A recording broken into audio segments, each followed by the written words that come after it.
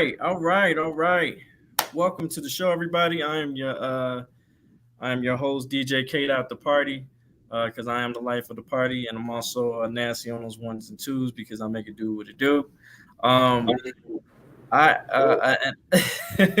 and I also would like to introduce my co-host, Road Dog Media in the building.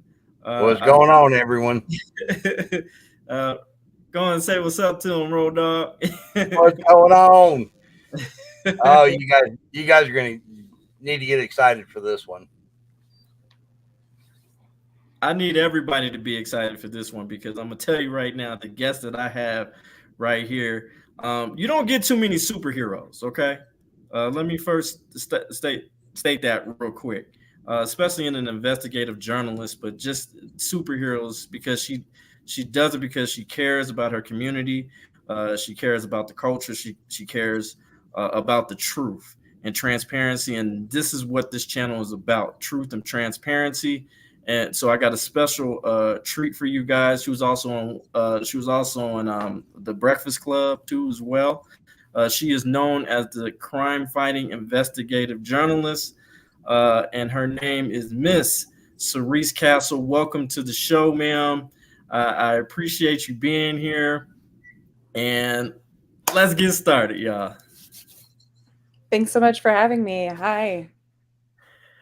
I appreciate you being here, man. I really, really, really do. And like I said, we don't get too many superheroes, and I'm just glad to be actually talking to one right now. So, thank you for being on the show today. So, Thank you so much. I appreciate that. okay.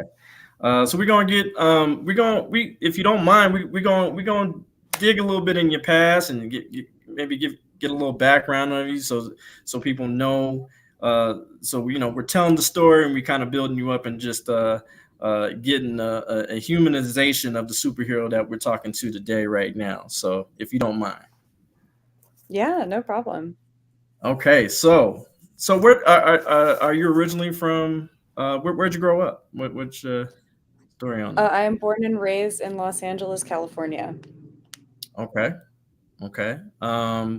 Like, uh, like, like what particular street and stuff? Like, is it like in the I moved slice? around a lot. I grew up in and out of the foster system, so I've lived in a lot of different neighborhoods, mostly beach cities, Long Beach, Santa Monica, Westchester.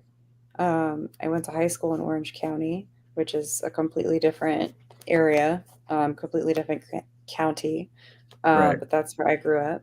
And then I went to college in Boston, Massachusetts, Okay. and I was Perfect. there Perfect. for 3 years before I moved back to LA. Cool. Cool.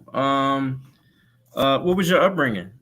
Like, what was Um, or how was your Not upbringing?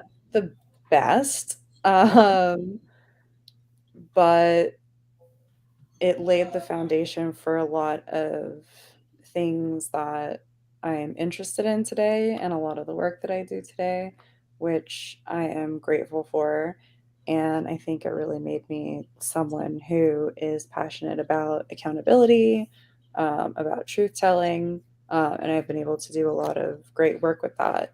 Uh, so, it sort of is what it is, and I'm grateful for that.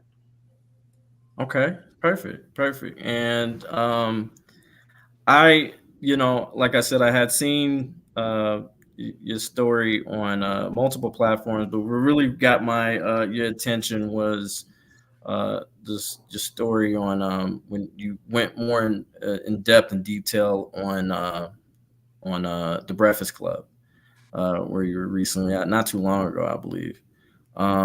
And I was just like, oh, my eyes were just wide open because I was just like, I and I'm just like, oh my goodness, only 30 minutes. I need more information because I was dibbing and dabbling in this particular story as far as the Los Angeles Sheriff's Department. So,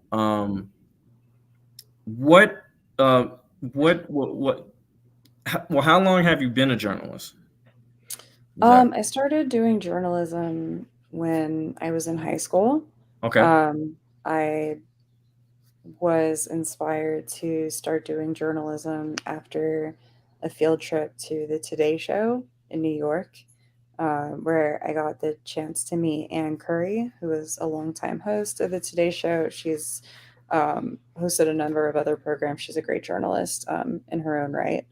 And it was a conversation with her that inspired me to become a journalist. And that was in the eighth grade. So I came home from that trip and joined the school newspaper.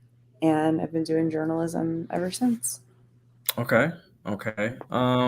In journalism, uh, I guess it's pretty known as I guess a male dominated particular industry. I guess. Um, how were you able to navigate around those particular obstacles that um, some women may face in the journalistic industry? Yeah, that's a good question. I've definitely experienced a lot of sexism working um, over the past like 12 or so years. Um, and honestly, like the best thing that I've been able to deal with that is call it out whenever I see it.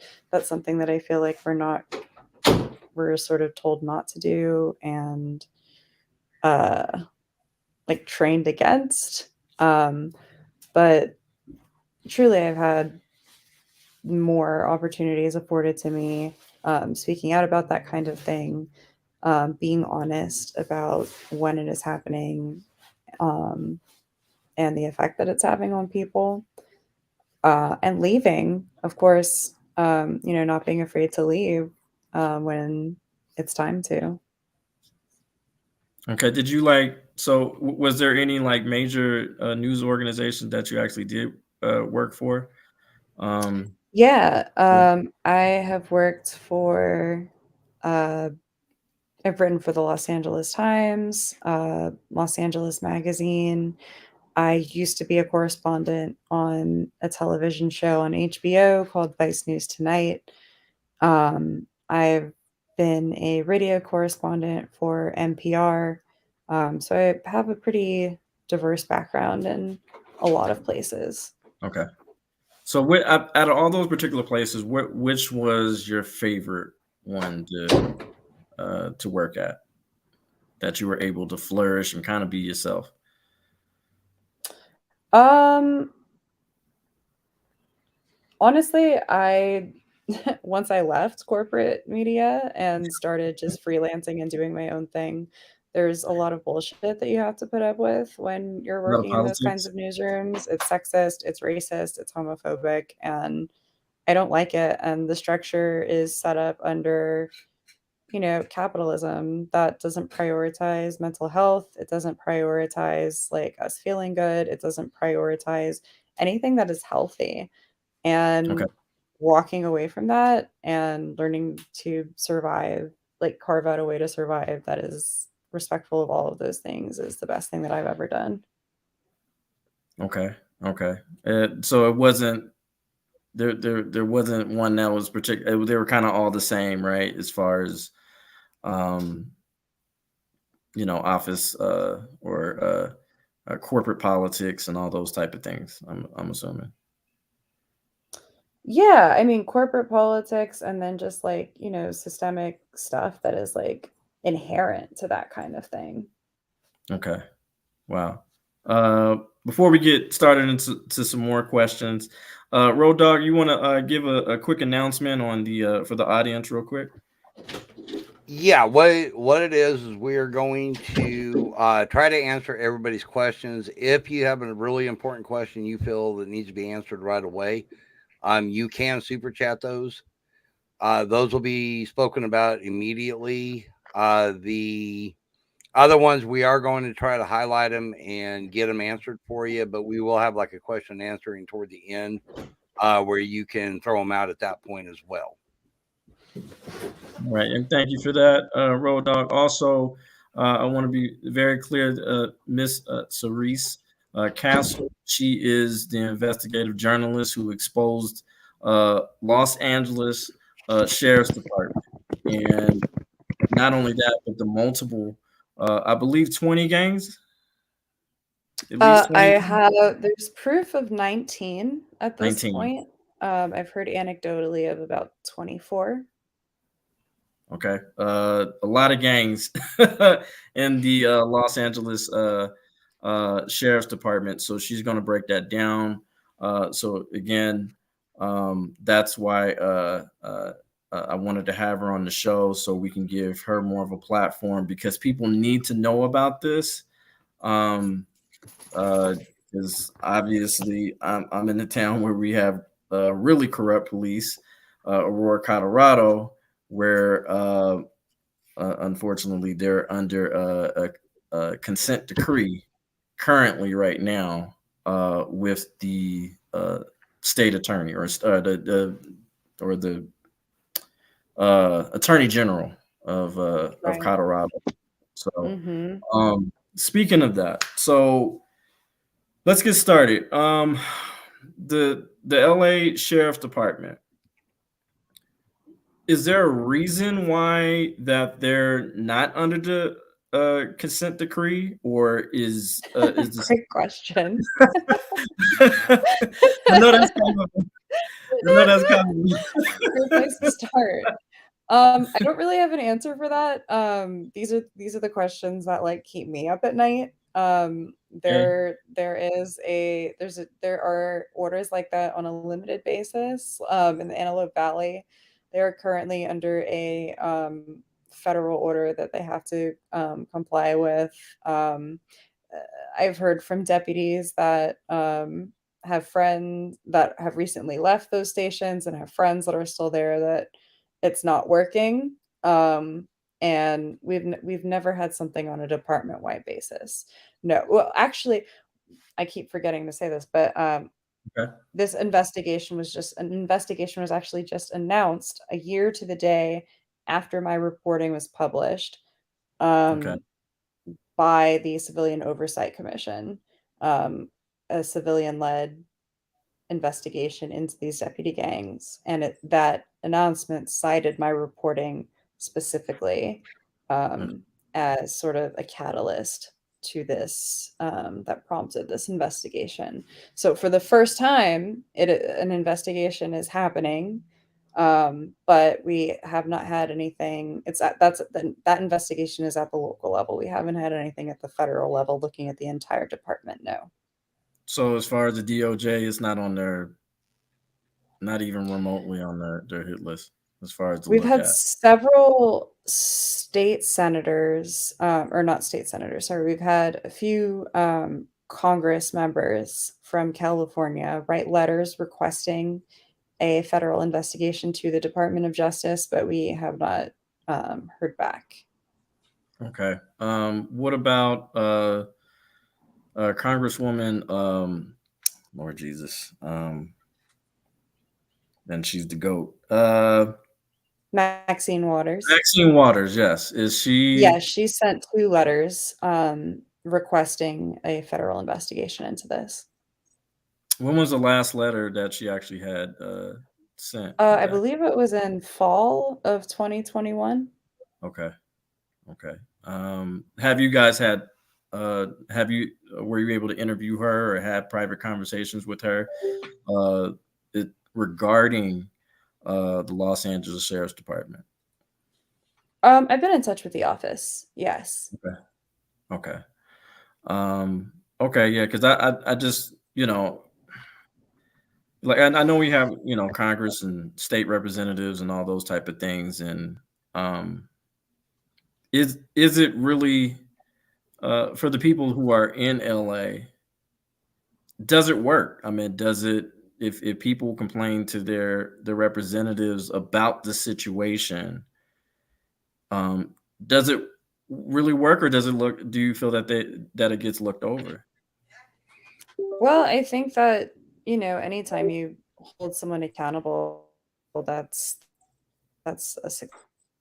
us. I think that definitely, on constituents to be civically engaged and hold these electeds accountable. We're the ones that, put them into power, and they're supposed to be representing our self-interests. So, it's really on us to tell them, like, hey, this is a priority for us, and this is what we want to see happen. And if it doesn't, we'll, hold you accountable come November, June, election day. Okay. Okay. Um. Uh. Road Dogg, do you have any questions? I know I'm kind of spewing out some Oh no, things. you're doing fine. I I've got a couple officers I'd like you to look into that I'm not sure if you have looked into. One of them in particular used to harass me as a kid. As we were talking, I grew up out in Los Angeles. Out of the Norwalk station, there was an Officer Grant. Are you familiar with him? Checking Um, our database, and I do not see a grant. no, Durant. Durant. Oh my bad. Right. Yeah, he actually got transferred up to Atlanta. But No, not saying there was that. talk about him. He was actually that's how I got aware of the gangs within the sheriff's department because I heard Mm-hmm. he was part of them. That's actually what brought it to my attention. Wow. And what gang Yeah, was he a part of? he was supposedly part of the executioners. Mm-hmm. So Wow. that would be somebody you might look into. He actually got transferred up because of me. He got transferred to Atlanta. Mm-hmm. And I heard he got shot in the line of duty, but I'm not 100% sure of that. Wow. Well, what happened with you that he got transferred? Just harassment, real bad. What it was there was a church that was near me that got broke into. I was living in Whittier, and they covered part of Whittier. And he started in with, well, I know you know who it is, this, that, and the other, which I did. I'm not gonna snitch on anybody. I'm not talking to you. Anyways, he just continued on and on and on. Then he started like just stopped me walking down the road to search me, all kinds of stuff. And we just put in complaint after complaint after complaint, wound up taking him to court. And he had a choice of either being transferred up there or getting fired. So he transferred Mm. up there. But Yeah, that's a great example of how, like using the system in the way that it's set up to hold them accountable. I mean, and that's and also an example of how the system is set up to protect these people is why while, you were able to take him to court and get him out of the neighborhood, he still had the option to go to another community right. and continue that same terrorism. Yeah, so and Well, another example of why we should as you continue know, to engage with the system. Mhm. Atlanta was the drug capital of the United States for a while for meth. Mm, And I'm thinking that's why they sent him up there. wow. We also have a a question from Wolf Den's News. So, what are the functions of these gangs? So, um, when the process. So, if it was a rookie cop, let's just say he's most likely. Uh, okay. Well, before we even answer that, what is to get in the gang as a sheriff's deputy? Is there an ethnic background that you have to meet, or how was that process set up? So that's a really interesting question. So most of these, well, all of these gangs, to my knowledge, they are set up on principles of white supremacy, Okay. just straight up. And you get officers from diverse backgrounds, uh, deviating from Caucasian that are buying into this, going along with it, because it's also building on this idea that when you become a police officer, that identity supersedes any other identity that you have. So you may be Black, but you're always a cop first. You're always going to be a cop, then a Black person. If you're Japanese, you're always going to be a cop first before you're a Japanese person, um, and so on and so forth. And what was the second part of that question? Hold on. Sorry about that. I'm sorry. He's transferring over to his phone real quick. Yeah, no, that does, because I think that's important, because the reason why these particular gangs are set up is because of white supremacy. And what are the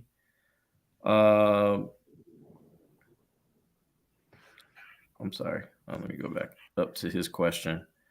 So, what are the functions of these gangs, or how do they function? Yeah, the function is really just terrorization of the community. I mean, that's really the long and short of it.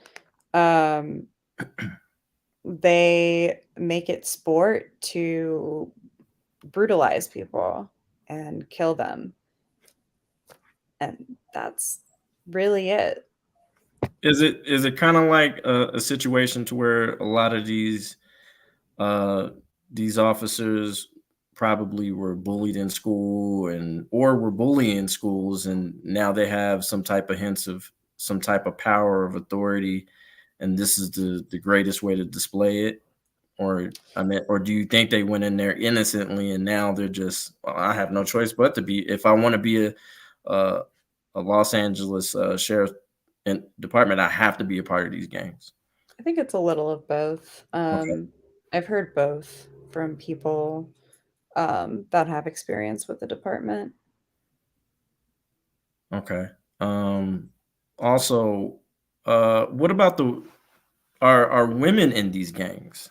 No, women are explicitly not allowed to become full members, but there are women that are associates of these gangs. So what would their role be in the women would, if Honestly, women are used by a lot of these gangs as objects of sexual gratification. Um, whoa, and that's really it. There are benefits that come with that, which is protection of the gang. okay, And a lot of women have sued the department saying that they were forced into these situations where they were pressured to provide sexual favors for men that are rank above them, outrank them. Um, and often those men are gang members or associates themselves. are these gangs also in the prison systems and the 100%, or the yes. jail? I'm sorry, the jail That's systems. I'm sorry, yeah. county jails. Definitely. The way that the sheriff's department is set up is that once a deputy finishes training at the academy, they then go into the jails, and that's where there are at least four gangs functioning in the jails, Mhm. and that's where they really learn this brutal, heavy, like deadly style of policing at the hands of seasoned gang members. The jail is also a place where people will go to once they get up in rank to just sort of sit back and collect a large paycheck. And Mhm. people that are promoted like that are often gang members or associates. So that culture is really solidified in the jails, and it's the jails, the county jails are really the perfect breeding ground for deputy gangs. Okay. Um, what initiated the spark within your journalism that this kind of laid on your lap? Was it was it life experience before you were a journalist, or or did you find this out when you were a journalist, and how did that come to be? Yeah, this is a question that I've had my whole life. I've known about these deputy gangs for, yeah, as long as I can remember, really. And I've always wanted to know more about them. I've always had a lot of the questions that you've been asking me, but there was never anywhere to have them answered.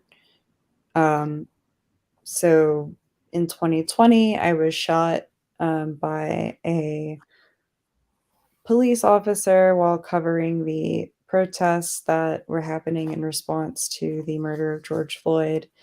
Okay. And that injury put me on bed rest. And I wasn't supposed to be working or anything for about 6 months. I had also just completed a investigative journalism course that was offered for free by the Ida B. Wells Society, and I had learned a lot newer skills that would better equip me to do an investigation like this. Okay. So I just found myself sitting around for 6 months, and I figured, okay, well, let me, use the tools that I just learned to answer the question that I've had my entire life. Okay. Okay.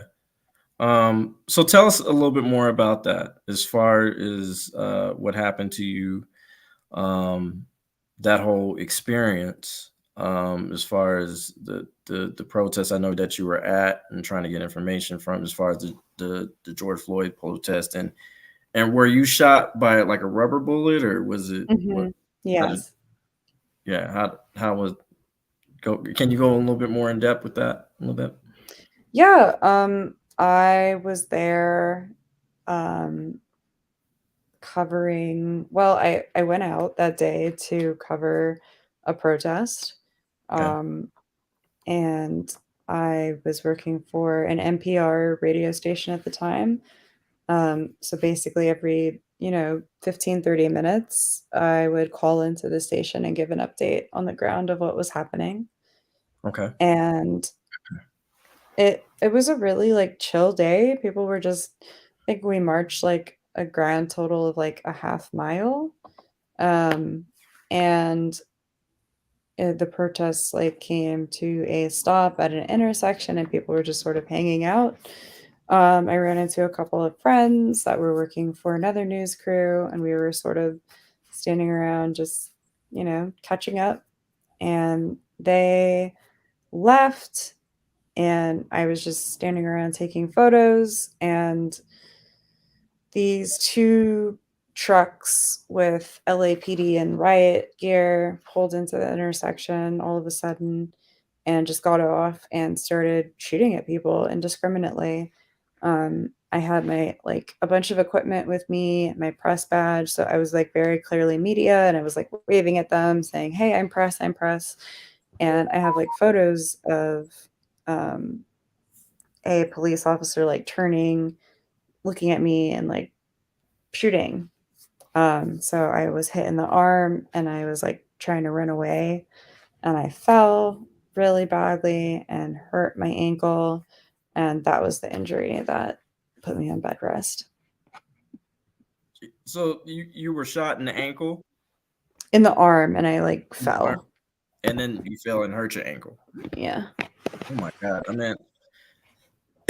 Um, are you currently in a lawsuit with them, or No. is there any reason why, or is this Well, I mean, yeah, it goes back to one of your earlier questions about, sexism, in media.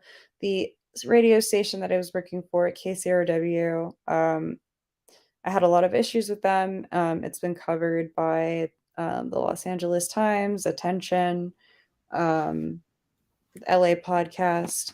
I've spoken publicly about the racism, sexism, transphobia, homophobia that was yeah? going on there. I was also part of a unionization process at the station.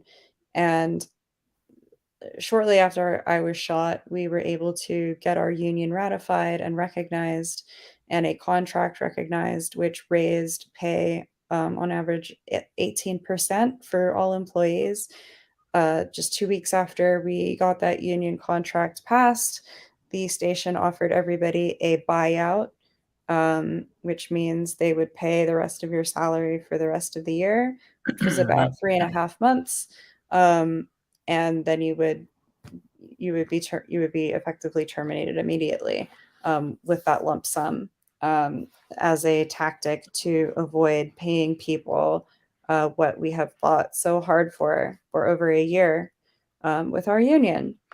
And shortly after offering that buyout, they also communicated that people who were redundant would be dismissed if they did not take the buyout, and they would not be receiving that lump sum of the buyout. They would just be terminated. And it was also communicated to me that I had become redundant. So I took the buyout and I left. And the radio station had submitted a complaint to LAPD on my behalf. We had discussed potential legal action. When I left, they told the attorney that they had hired on the station's behalf about the incident, because, while it did happen to me, this does not just affect me, it affects all of their reporters, right? I agree. And reporters across Los Angeles and across the United States. But when I left, they communicated to her that they no longer wished to pursue the complaint. All of that action was halted. I did not find out about it until about 6 months later. Um, and that's that. That's absolutely disgusting because it's that. So the news organization that you work for didn't even protect you. Correct. Um, that that is crazy. That is absolutely crazy. Now I know. I'm assuming that you had to go through physical therapy uh, Yes. during your healing process. How long did that? How was that, and what was that like? I mean, physical therapy is shitty. I think everyone can agree with that. Okay. The healing process was long, uh, annoying. It's not fun to not be able to leave the house. I mean, we all kind of like went through that in lockdown.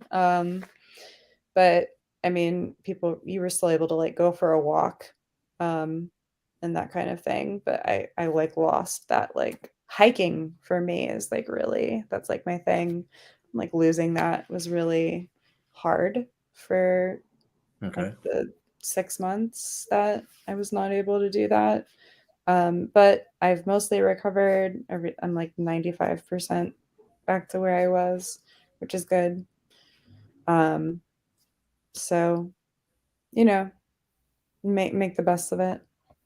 And I'm sorry that happened to you, by the way. I really am sorry. Thank Um, you. seriously, from a human to human standpoint, and I think that's horrible that happened to you. Um, I can kind of understand what you're talking about. I got hit. I wasn't in LA during the George Floyd riots, but I was in Las Vegas, and it was like a war zone out there. Everything was closed and everything was shut down, and I got hit in the shin with the one of those lemon pepper bullet thingies. Mhm. Oh yeah, that sucked. But I didn't have to get rehab or anything like that. Nothing um, like you. Now, as far as the rubber bullets, are they still administering those even after the test, or are they have they Uh, applied them for using it's kind that of or funny. So this is like another like version of like how we do things in LA. Like you asked earlier about consent decree. So following the protests, there were several lawsuits that were filed okay? against the county, the city, about the use of those so-called less lethal munitions. And they won an order that banned the use of them unless law enforcement deems it necessary. So Yeah. Yes and no. Yes and no. It just well, they can use them if they tripping. In other words, I guess, right? I guess that's kind of how they have the have it to where in Denver, Colorado, because I don't know if you were aware, but they did come to a settlement of $14 million, Denver, Colorado, during the George Floyd protest. Uh, so I don't know if are they working on a lawsuit for for protests who were injured in that particular? Yes. Yes, there are Okay, several ongoing lawsuits.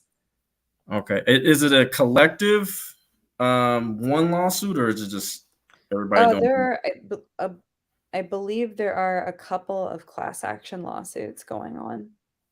Okay. Okay. And so are you so so for you taking the payout, you can't be a part of those class action lawsuits at all? The buyout was, separate from the lawsuit. The buyout was offered by my employer as a result of us gaining a union. Okay. And and that's the crazy. The union is supposed to be freaking protecting you guys. Oh, yeah, I mean, that was why they did it. It was to ensure that it's like a loophole in unionization. It I was guess to you ensure that the union could not protect anyone. that is crazy. That is so well, first of all, I know why because I've done my research, but and you are definitely a superhero, but why does the society label you as the crime fighting journalist? Or Why does society what? Sorry. why has society labeled you the crime fighting journalist? Oh, I think because that's 'Cause what that's what Erica you Alexander called me, okay. publicly. It's caught on. Once Erica says something, I guess it's law. Right, right. Now I know obviously you had physical therapy, but what about mental therapy? Have you um I mean this is traumatic. Oh, What's yeah, I see a therapist regularly. I'm also in group therapy. Yeah, mental health is super important, and I yeah, I recommend it to everybody. Like, you don't need to be, reporting on police gangs and doing this kind of thing to, tap in with mental health. We live in a crazy time right now. I mean, we're living through a pandemic, there's a war going on, we have gangs in the police department committing extrajudicial murders, like, we there's a global, crisis when it comes to the health and outlook of the planet. It's yeah, I think everyone should be checking in with their mental health. It's a apocalyptic time, and that is not a hyperbole. okay? And East Los audits in the building. How you Oh, doing? hey, East Los. You got a shout out What there. up, what up? I need some water. Quick question.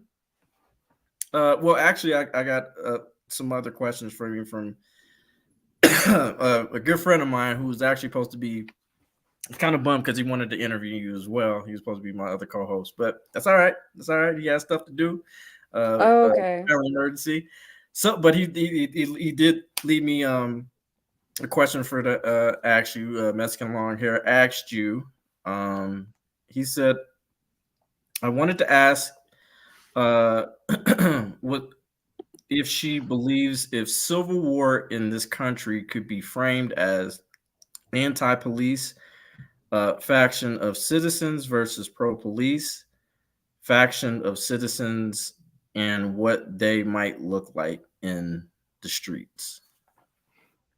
I'm a pacifist, man. That's my response to that. I am definitely like anti any sort of like armed conflict, personally. I am like big on restorative justice.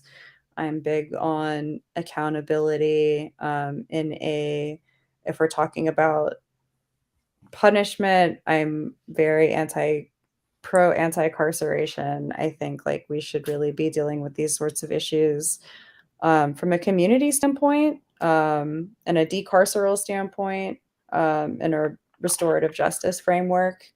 Um, yeah, that's my answer to that. Okay, great. And he also has another question. Also, what does she think as far as the police would do in a civil war like action in the USA?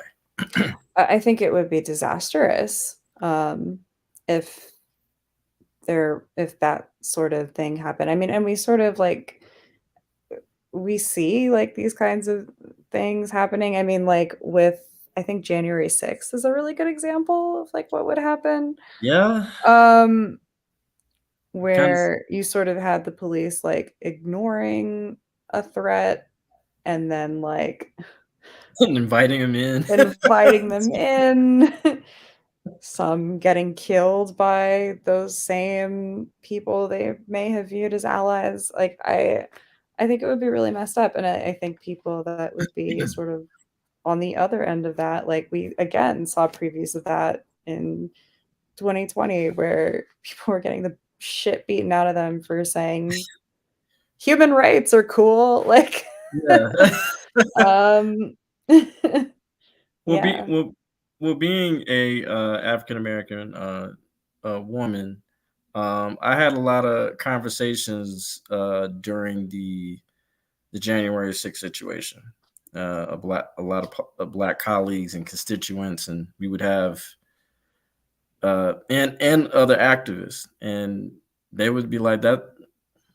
We'd seen it live on TV, and we would be like, Ain't none of our business." Uh, how do you feel?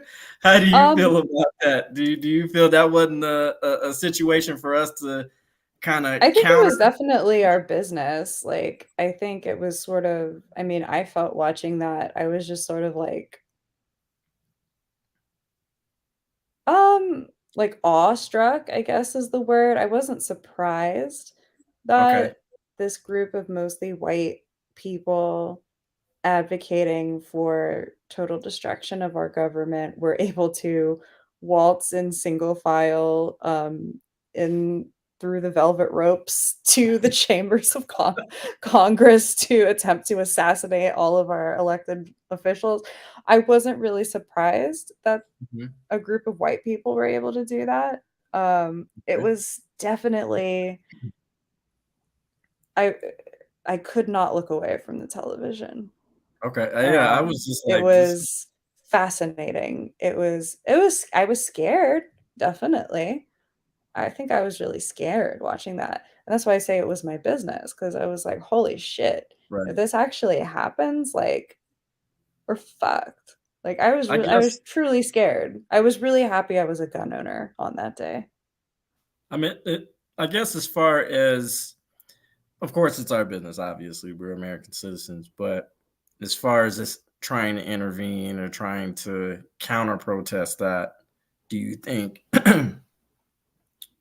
we maybe we should have done more? Should it or any organization that was just like, this is crazy. You don't need to be trying to take over the Capitol. Do you think citizens should have intervened and did a counter protest on that situation? I think that we tend to like look at these issues like when things are already on fire. There was a lot of work that I think organizations should have been doing, or I mean, probably I know we're doing that everyday people need to be aware of. I mean, maybe you don't have time to like go to every city council meeting, um, you know, listen to every debate for every, state senator, congressperson. But these things start on the local level and build up to that grand scale. And I know there are lots of community organizations that are advocating across the country for people to, know what's going on in their backyards because those backyards are what grow the people that grow up to be, the Mitch McConnells, the Donald Trumps of the world. Yeah. And it's really I truly think that it's really like on us, like everyday people, to know what's going on and engage to stop this stuff from happening, because that stuff happens when it's allowed to fester and grow unchecked. Okay. Okay. I definitely hear you on that for sure. So as far as the Los Angeles Sheriff's Department, what was it specifically you did in becoming uh as far as them like noticing you, like, hold on, she could be an issue. How did I find that out? Well, I guess how did you become on their radar to be Oh, something for them? publishing a 15-part series about deputy gangs. That's one thing Yeah, to that do is to kick true. the hornet's nest. But where can they speaking of that, where can the audience and mods, I need you guys to really pay attention to this. Where can they find that series at and look at that? You can find the series at lasdgangs.com. Repeat that one more time so the mods can put that. Mods, make sure Yeah, you guys are paying L attention. A. This is not sign language. This is like hood sign language. She throwing up gang signs over here. I don't know. That's a deputy gang sign. This is the Linwood Viking sign. So yeah, so they do use gang Yeah, signs. they have their own gang signs. Yeah. What are they? A few I of them. know of two. This is for Linwood Viking, and this is for the Wayside Whiteys, which is a prison gang. Okay, and that is for the in the correction facility, right? Yes. Hmm. Okay, so they can. Okay, we're part of the correctional facility. The Vikings are more street, uh, out in Yeah. the street. Okay. Who are the most notorious gang out of all the gangs? Would you say Notorious in what way? notoriety? The most destruction, the most maybe the biggest. You know, Um, like for instance, Hell's Angels is obviously one of the largest biker gangs in the world. So I guess in that particular sense, what are okay. Well, I think a lot of the gang, or we think that a lot of the gangs are only up to 100 members, okay? and then it restarts. So that's sort of like background on like size. The deadliest gang by my, according to my reporting, and like I didn't look at every record because I only know what I know, right? So these numbers could be incredibly skewed. But Sure. just based on what I know, Yeah, the that's normal. deadliest gang is the Spartans. The Spartans. Okay. Hmm. Yeah. Okay. Can you go into to a little bit about um the mayor who was targeted? I think I want to say a year, maybe 2 years ago. Black young lady. I forgot what was her name. Asia Brown. Asia Brown. What's the update with that? How did that kind of like happen? Of what information that you were able to get from that situation? Yeah. So Asia Brown was part of government leadership in the city of Compton, Mhm. which contracts with the Los Angeles County Sheriff's Department for law enforcement services. And she was part of a group that issued a lawsuit, um, basically calling attention to really fraud that the sheriff's department was doing, on the basis of that contract, where they were saying that they were going out and doing these patrols, and in reality, the patrol cars were parked, never doing patrols. And as a result of that, she faced harassment from sheriff's department officials, deputies, and she chose not to run for reelection, which She hasn't really spoken publicly about if that's related, but I think the timing is interesting to note. So, do you think when she was first initially targeted, was it something that triggered them to target her? I mean, she's the mayor of Compton, so Yeah, I think the it's something sheriff's that she the did or like that I they didn't like. any time that you speak out against the sheriff's department, they will have a response against you. It's not official policy, but it's something that we've seen play out time and time again. Okay. Yeah, I just kind of find that was just that story was just kind of odd. I never, and maybe I don't know, maybe I'm under a rock sometimes, but I just never that story definitely was intriguing that they targeted the mayor of Hmm. Compton. So, um, wow. And who's the current mayor of Compton currently now? That's a great question. Um, Newly elected mayor is Emma Sharif. Okay, MS Street. Okay. Um, all right. What is okay? So this the sheriff, and I think I've heard you mention that the sheriff had mentioned you on a couple of news stations and podcasts. Actually listed your name specifically, um, Yes. in a threatening way. What do you mean by that? Like what was actually said? Because I don't want to assume anything. Um, Yeah. The sheriff has done a number of things to threaten me, from calling me a liar, saying that I made all this up for financial gain, to having his campaign officer or campaign manager threaten to post my address online. And that's again like very much in line with what he does to other people that he deems his okay. so-called political enemies. It's very much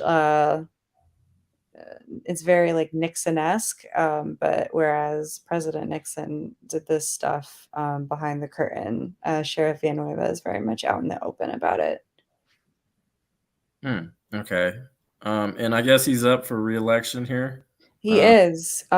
We are in the midst of a very, probably the most important sheriff's race in LA County history.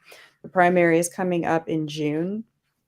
Leading up, and we have 9 people running for the sheriff's, for sheriff of LA County. okay. Excuse me. And at least half of them have some association with deputy gangs, which tells you a lot about the size and scope of this issue.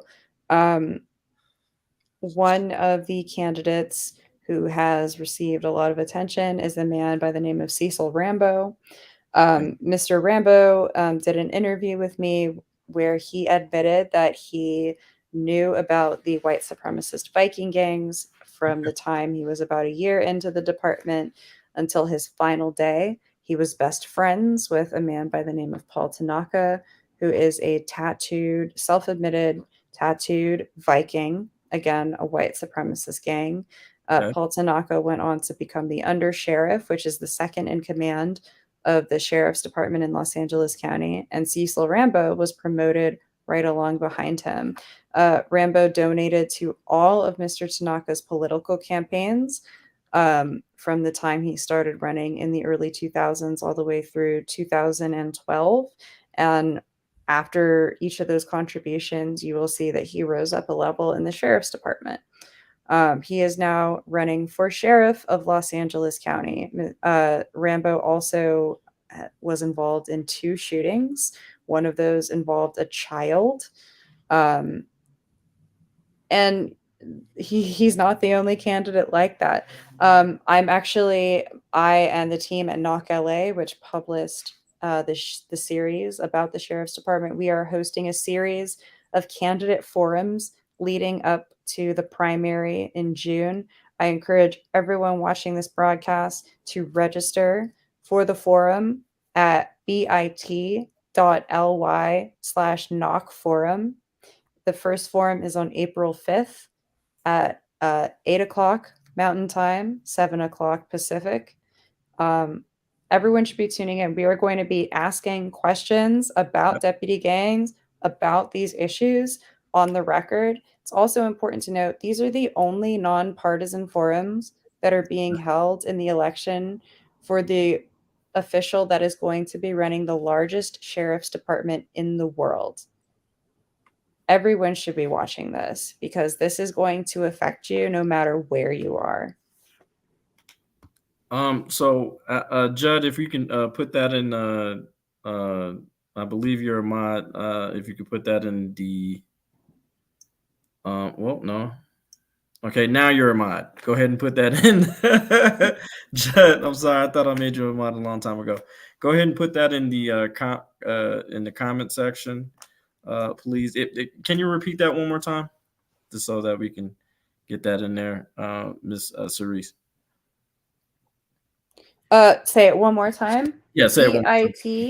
bit.ly/knock, like knock knock, forum, FORUM.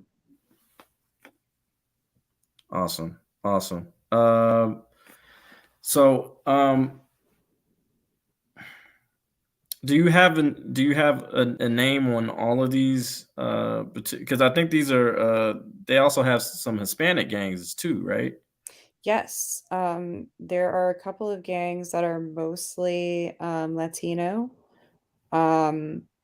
I'm thinking of the Banditos based out of the East Los Angeles station.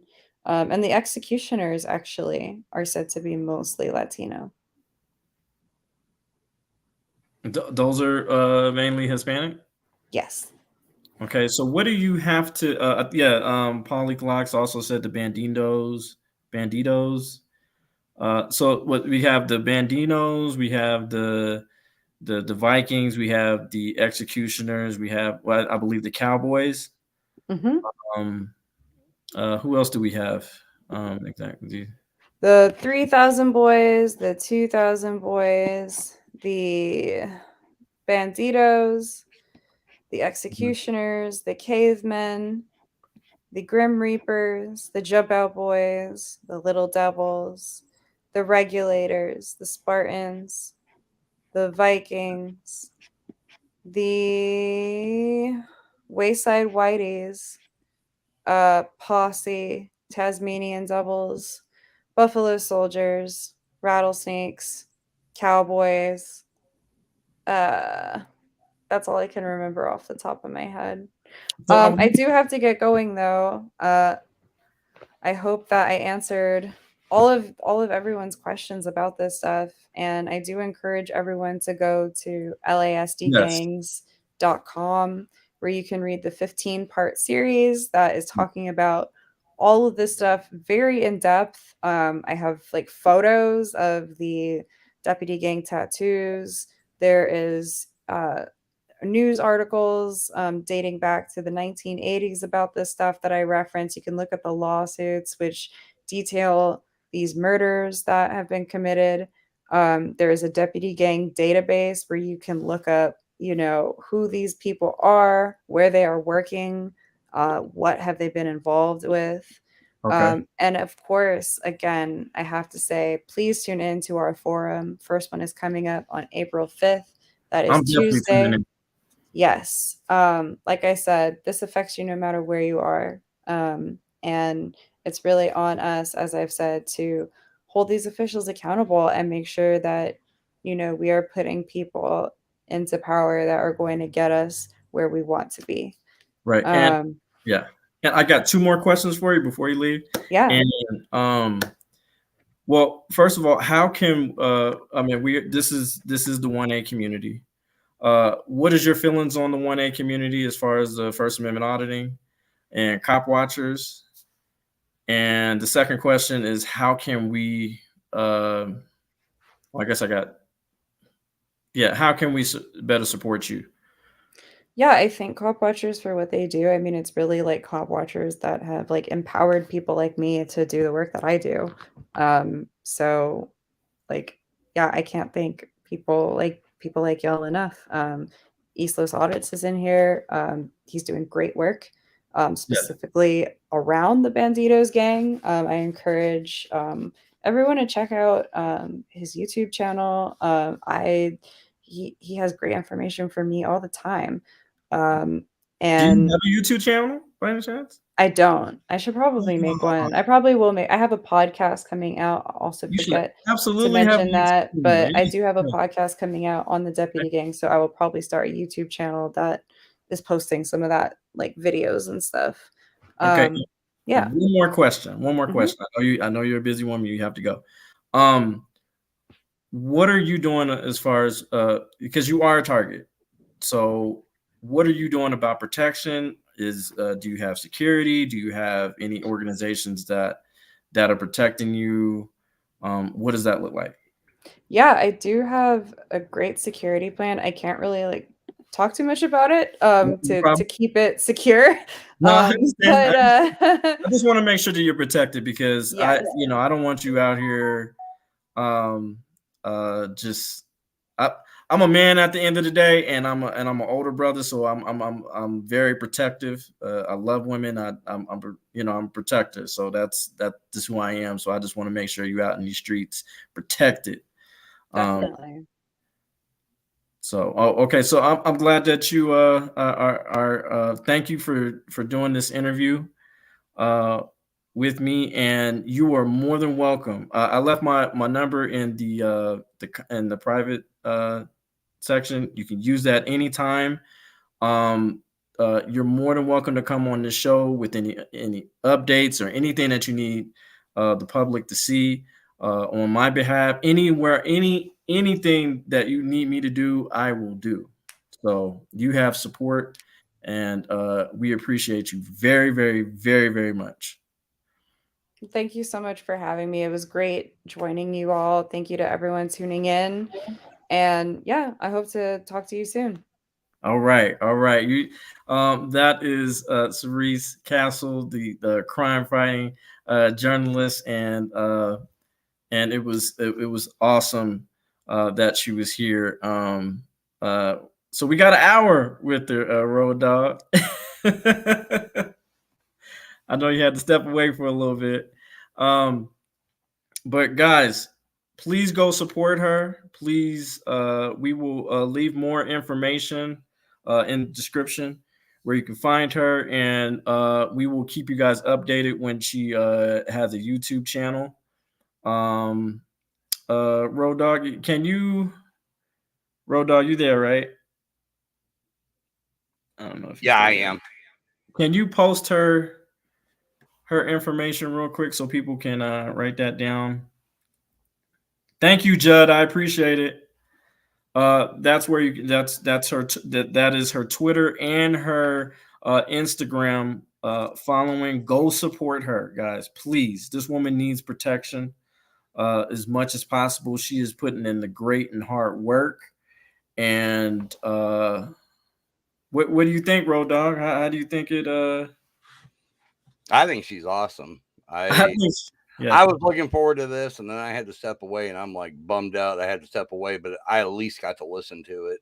I was on the road listening to it. Okay. Okay. That's coming from the producer, guys.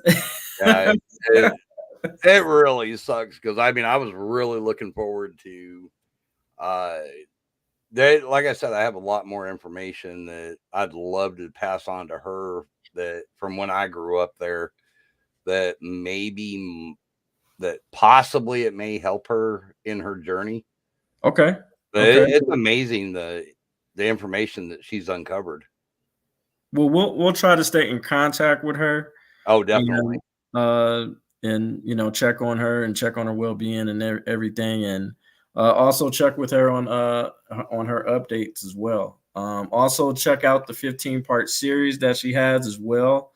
I mean, well, you heard what she said, that when she put that out, she became a huge target on their radar as far as this lady needs to we need to watch out for this lady.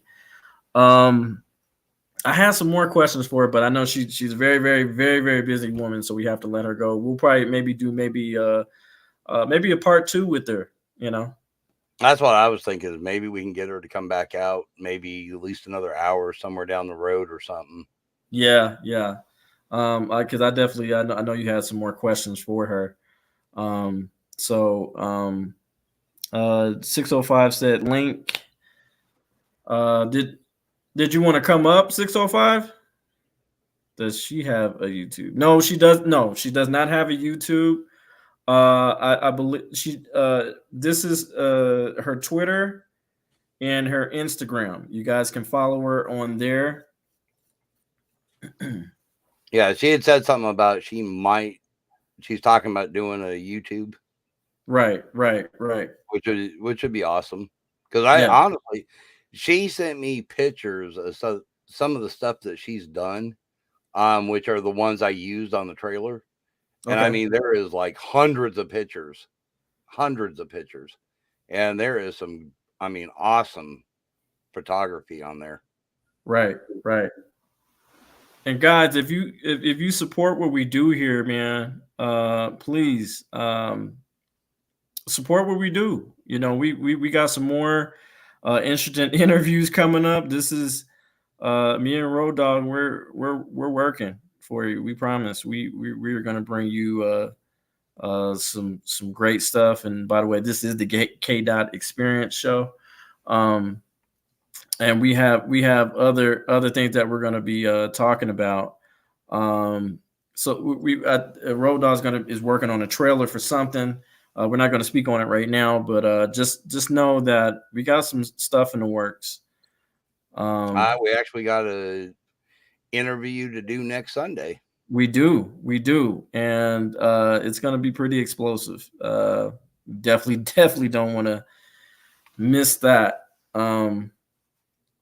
And I just, guys, I'm just happy that she does have some type of protection as far as the security team, because I think that's important. She needs to be protected, and even more protected because she is a Black woman out here trying to expose white supremacy gangs within the LA Sheriff's Department. So I don't know. I think I learned a lot from speaking with her and got more information.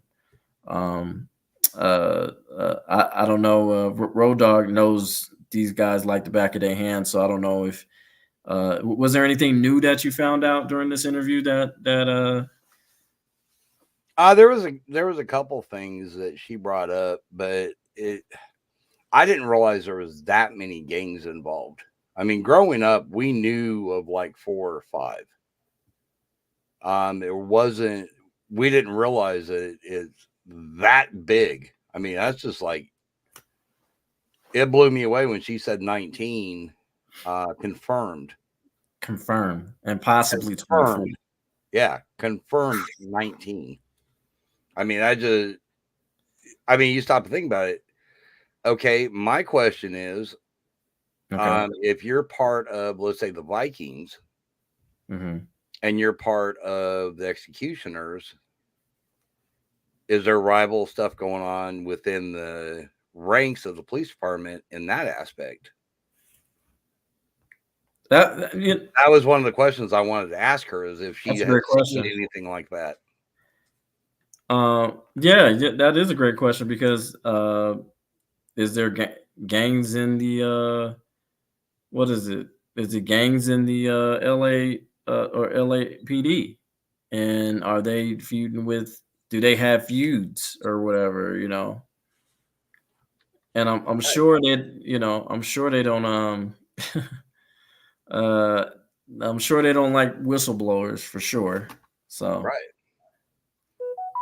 Yeah, so it's kind of got my curiosity up. Is there rivalry between them, or is it like one station is one station is another, that kind of thing? My understanding when I was growing up, they were actually all intertwined. Okay. I think that'll be another great question to ask her. But yeah, Dave Miller, there's cop gangs everywhere. I mean, you can bet if they're in Los Angeles, they're elsewhere. Okay. Well, this is why we do the show, guys.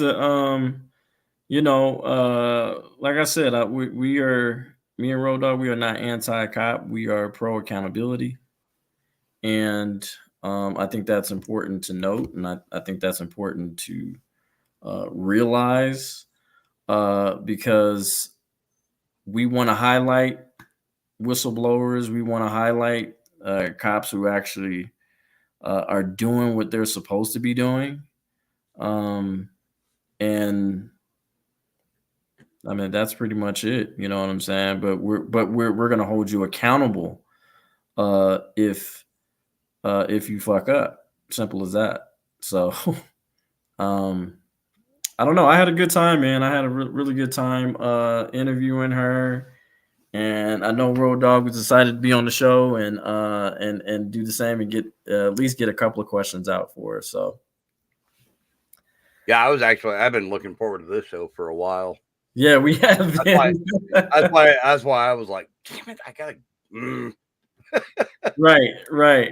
Like, damn it. I had to listen to it. It was like everybody shut up because I'm listening to this and just don't talk to me. Right. But yeah, so guys, if you support what we do, please go to Cash App, $ Cash App at dollar sign at DJ123. That's again $ DJK.123. If you believe in what we do and you want more content and more interviews like this. But me and Road Dogg, we're working on some stuff, and we're going to be bringing you a lot more stuff. We got the K Dot Experience show. We have the relationship, the conversation, relations and relationships. We have Big Smoke. We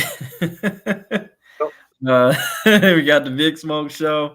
And anybody want to smoke with K Dot, you know what I'm saying? You don't like how I audit or how I do things on this channel, I will provide you the platform to air your grievances.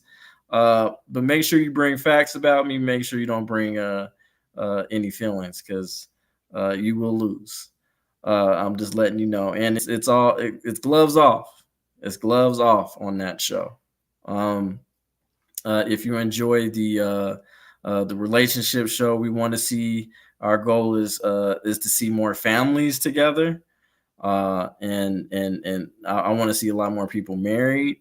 That's the reason why I do the show, and that's from a male's perspective, and educating women on how men want to be treated, so you can get a better insight on getting the man that you want, or marrying the man that you want. What are you willing to do that? So, but yeah, we got some more interviews coming up. So I will be putting out more news clips as possible. I've been getting a whole lot of news clips in my email.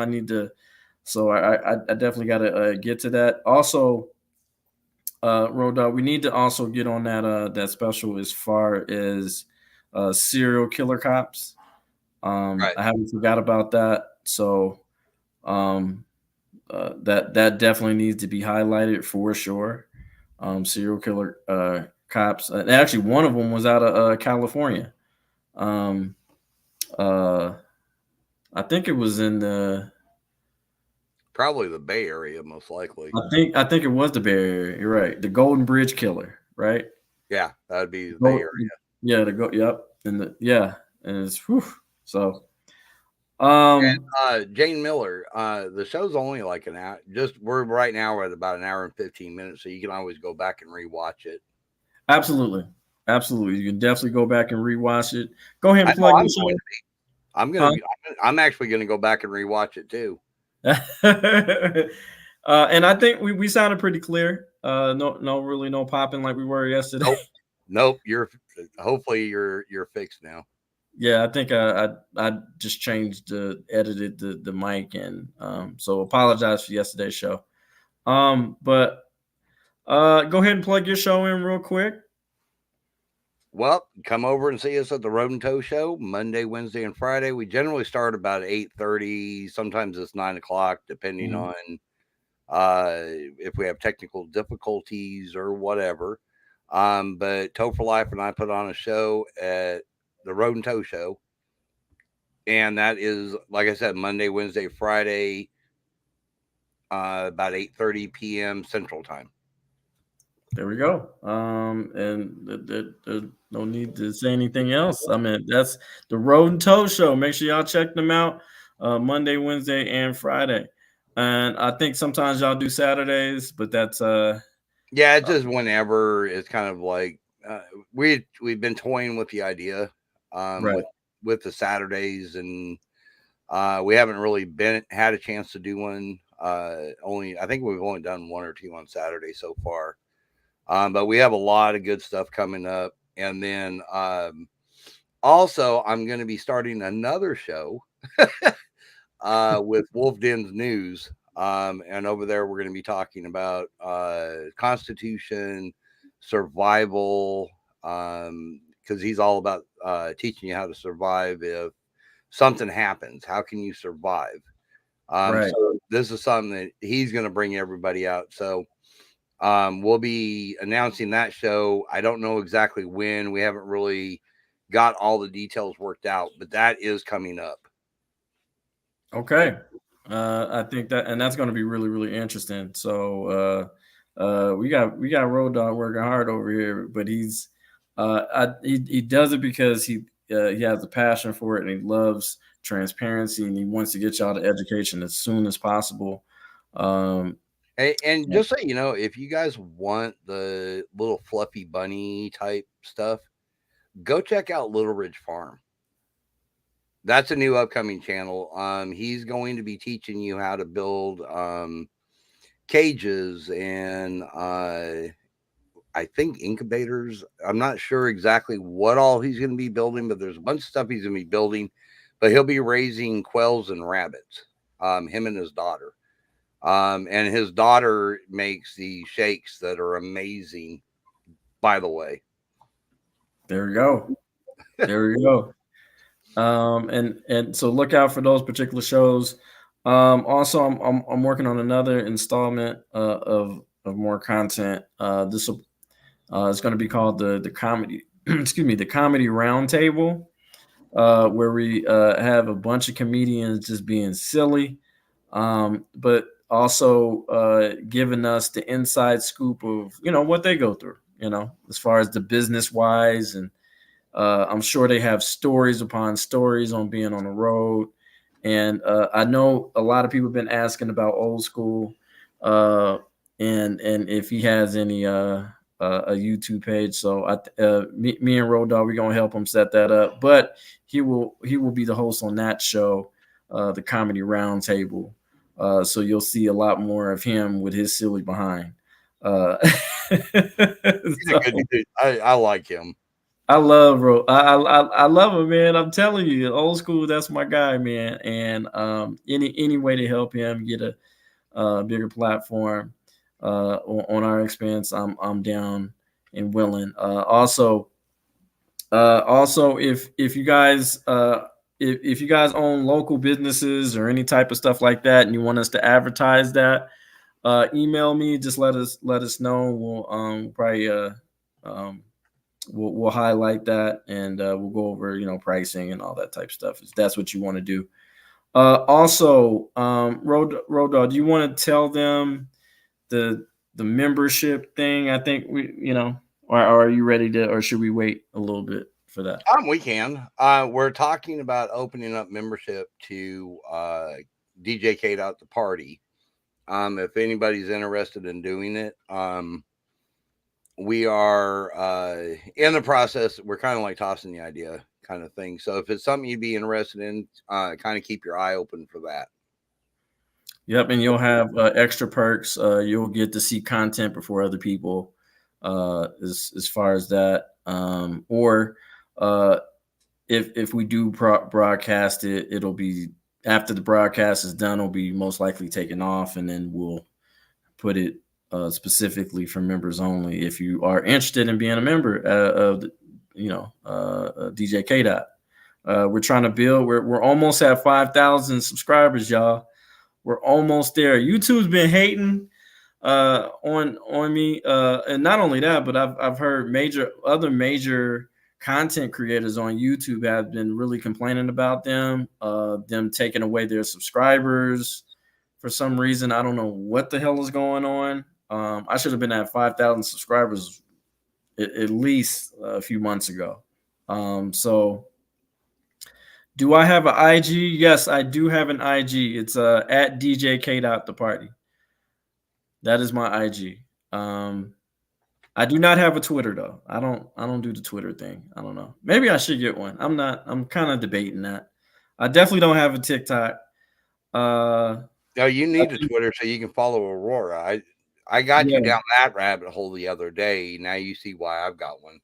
No, that you're right about that, Road Dog. You are spot on. So, but yeah, I think it was a good interview, and like I said, I left her my number, and I'll also leave her my number on her Instagram as well, so she know that she has support out here in Colorado and Arkansas. So that's right. and former LA representative. And so yeah, so that is my IG at DJK. The party, all in one word. I believe it's all lowercase. No, nothing else special. No underscore or anything like that. Just DJK. The party. Um. Yes. Thank you, Judge, for putting that in there. If you want to get a hold of me as far as email, if you want to be a guest on the relationship show or just a guest on the K-Dot Experience show, email me at k.copwatch@gmail.com. Especially if you personally been through any type of police misconduct or any type of situation that you need your story highlighted, please do not hesitate to email me. k.copwatch@gmail.com. So or you can get if you can't get a hold of me, you can also get a hold of Road Dog. Go ahead and state your email, Road Dog. RoadDogMedia@gmail.com. There we go.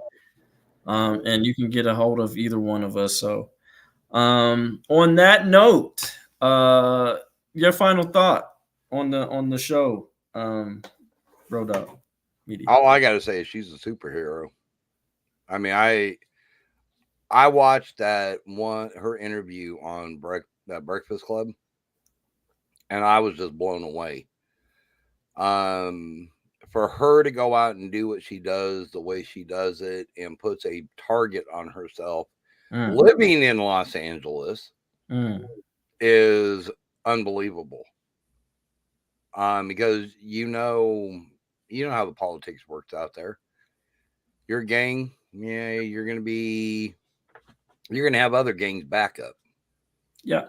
And running around the streets out there, you got the Bloods, the Crips, Body on Norwalk, Termites, Dog Patch. I mean, there's a ton of gangs out there that would rather kill you than talk to you. Wow. So for her to do what she's doing, I mean, she has my utmost respect. Absolutely. And I would do anything I can to help her out wherever I can. Yep.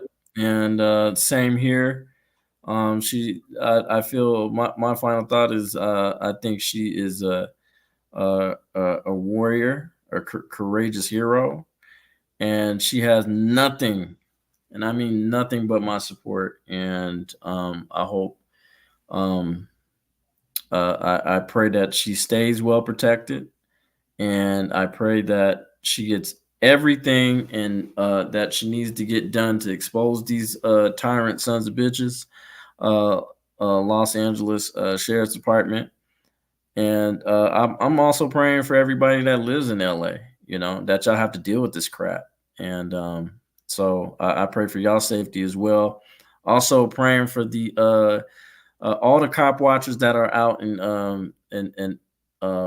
anywhere in California. Man, you guys are y'all part of the 1A family, and from Colorado to California, you definitely got our support. So that is my final thought. And always love each other. You know what I'm saying? Always pray for each other. Always be there for each other, and be kind to one another. Um, except for on Big Smoke. So Got to throw that in there. I just had to throw that in. You know, I had to throw that in there real quick. All right, guys. That is the end of the show. Appreciate you guys for being here again. If you want to support the show, please go to the Cash App, or you can also put a sticker or whatever, the super chat or whatever, however you want to do it to support the show, so we can bring you guys more and more content. And I'm also working on another show called Man Cave Chronicles, where it's just it's a show for men, and we showcase men problems and what we do to get through those things, and how do we navigate, how do we become better men, and how do we become better accountable, how do we become better husbands, how do we become better fathers, all those. So I think I'm in the works on that show as well. So look forward to that show as well. So Road Dog, do you have anything? Nope, I'm good to go. Okay.